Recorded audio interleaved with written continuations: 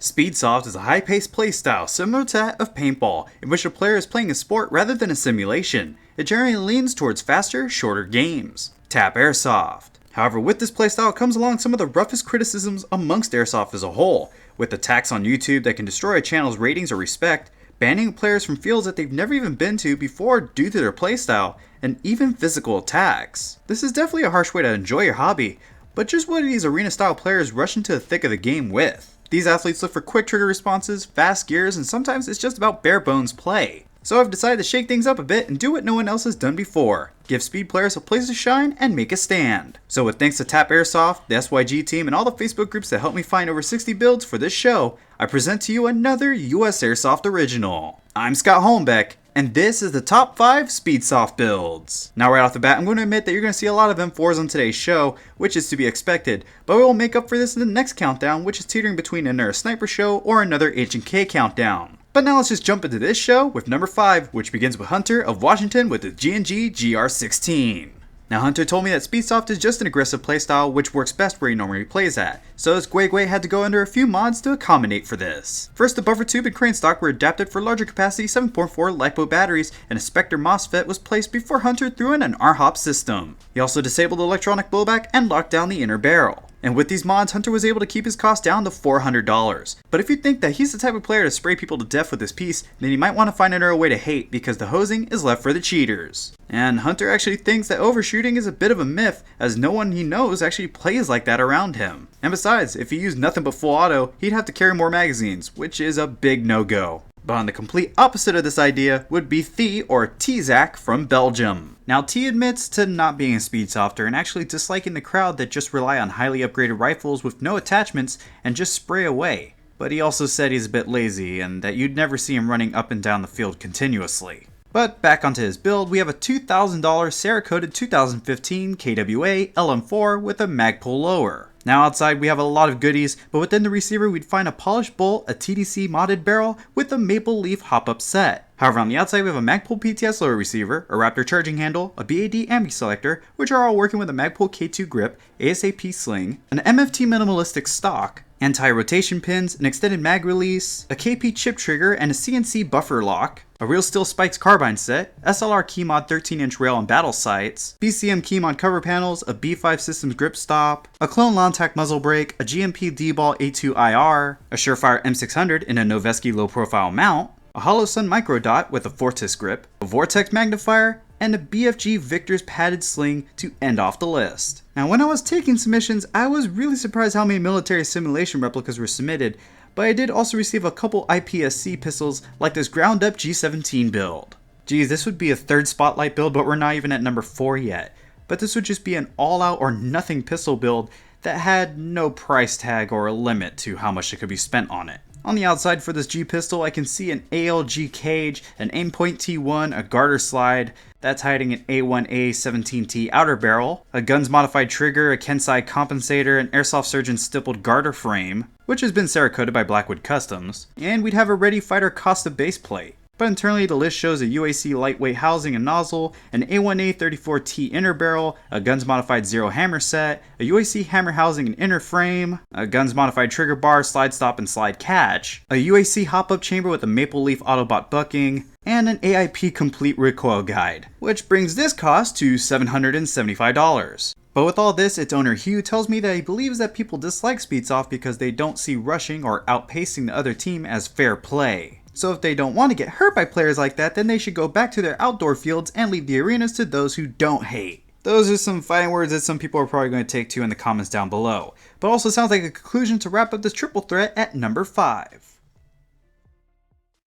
Heading on into number 4, it looks like we have the MP5 that I wish was submitted way back in the H&K countdown. And it's coming out of New Jersey from Matthew of Cutthroat Contracting.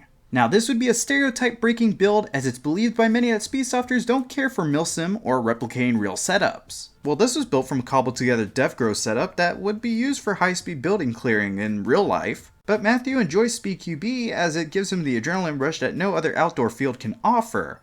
But he plays side by side with players that love to attend multi-day milsim operations. Well, when it comes to this highly discontinued Tokamuri MP5 SD, we would have the internal upgrade list that's empty, besides replacing the stock motor with a more beefy JG type. Matthew kept this SMG mostly stock because TMs tend to come out of the box with a type of magic internals that should be coming out of a fairy tale, and because it's already running a low FPS. So for Matt's build, it looks like we have a clean $350 price tag attached to his number 4 spot, which in turn should put another untrue fable to bed. Now there was another MP5 that was submitted, like this K variant from Griffin, but both of these SMGs don't look as light as this HPA put together by Matthias. But that was probably the point of putting this together.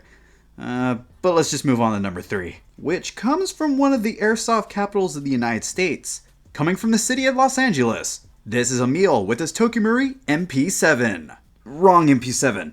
This is the Bingo custom MP that we're looking at today. Equipped with a slick custom version 2 Polar Star Fusion engine, a Laylax 215mm inner barrel, and a Firefly bucking, you know this little powerhouse is a point, shoot, and move on type of weapon. And to complete good internals would be great externals. Emil is running a KAC suppressor, a hollow PEQ for his fire control unit and battery pack, an Asura 8K4 grip, a 551 RDS, a 9-ball M4 stock adapter, and a nice Magpul CTR stock and riser. With all this together, the cost of this build would be at $50 short of $1,000. Now one thing that Emil would like to state is that overshooting is probably the hardest issue to dismiss in Speedsoft, since it's such a visible one, especially if you're looking around for some edgy airsoft videos on the web. But Speedsoft is so convenient for him as he can jump into any game no matter what he's wearing and feel the rush.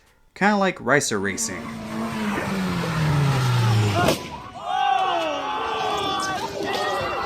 Alright, now for the runner-up spot, looks like we have a bit of a spoiler for what's to come in November. But to be honest, I didn't expect this to be submitted as a Speedsoft build. But here we are with Jonathan from Canada, with his custom KJW KCO2. Externally, his Canadian builder equipped his KCO2 with a PTS MOE stock, a drilled-out outer barrel designed by Banabu 974 Shapeways, which I had to have said that wrong, a Nightcore P20 800 lumens flashlight, mounted in an element mount, a knockoff aim point, and a knockoff Magpul vertical grip. But internally, the list shows a Kevin Forney aluminum piston, an RE Tech end pass, a 3D printed lightning bolt carrier, 3D printed top hat runner VSR hop-up chamber for better air seal, an Angry Gun 6.03mm inner barrel, and a PDIW hold bucking to make up this $650 compact setup. And if you're asking why red, well, because the red ones go faster. And why would Jonathan choose Speedsoft?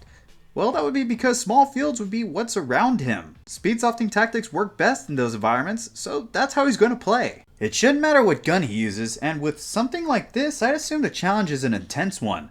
But as odd as it is to see a speedy KCO2, it's even weirder to see a SpeedQB build coming from Denmark of all places. I didn't know this topic was hot there, but Cornelius shows us otherwise with this blue HPA build. This builder prefers that lifestyle because he believes it's more of a sport than milsim.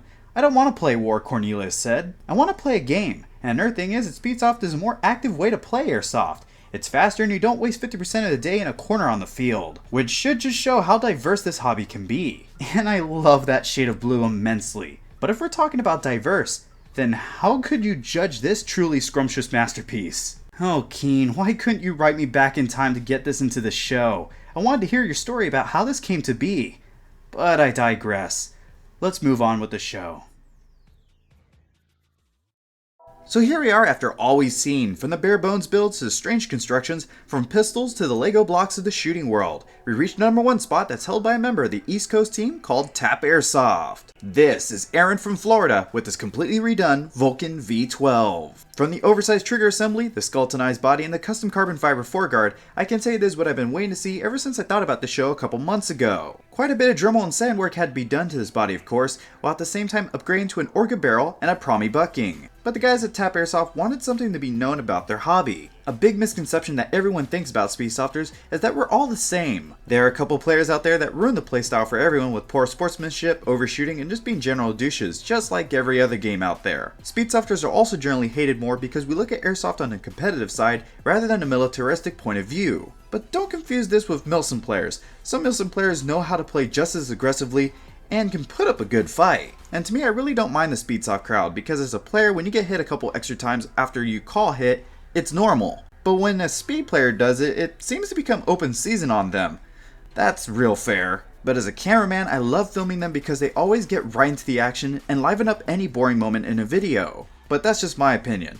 Also, if they're all about winning as fast as possible, What do you have to complain about? I'd love to have those players on my team any day. But with that, I'd like to thank you all for watching this video and for taking a look at these awesome builds today. Be sure to comment down below your opinions or stories about speed players, and maybe a couple great things will come out of it. Also, be sure to subscribe for more countdowns just like this one, and go ahead and check out Beats by Neves, who supplied the show today with his free beats that you might like to use for your videos. But until that next countdown drops, which will most likely be snipers, this has been Scott Holmbeck from the city of San Antonio, and I'll be sure to see you all next time. Thank you all for watching.